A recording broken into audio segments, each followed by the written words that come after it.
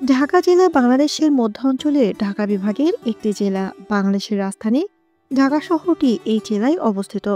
অবস্থানগত কারণে এটি বাংলাদেশের একটি বিশেষ শ্রেণীভুক্ত জেলা। বাংলাদেশের রাজধানী ঢাকা মুঘল পূর্ব যুগে কিছু গুরুত্ব ধারণ করলেও শহরটি ইতিহাসে প্রসিদ্ধ লাভ করে মুঘল যুগে।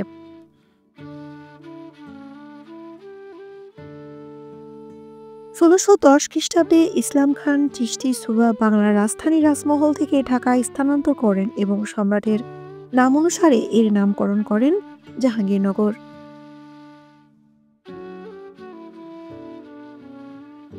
প্রশাসনিকভাবে জাহাঙ্গীরনগর নামকরণ হলেও সাধারণ মানুষের মুখে ঢাকা নামটি থেকে যায়।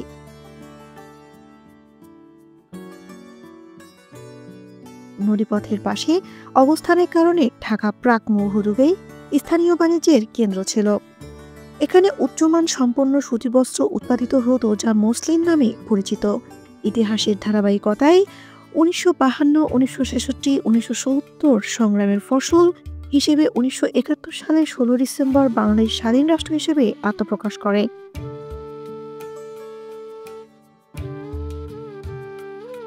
এবং এটি পরিচিতি লাভ করে। এটি স্বাধীন সার্বভৌম রাষ্ট্রের রাজধানী হিসেবে ঢাকা রাজনৈতিক, প্রশাসনিক কার্যকলাপ এবং অর্থনৈতিক, সামাজিক, শিক্ষা ও সাংস্কৃতিক কার্যক্রমের সর্বাধিক গুরুত্বপূর্ণ কেন্দ্ররূপে মর্যাদা লাভ করে।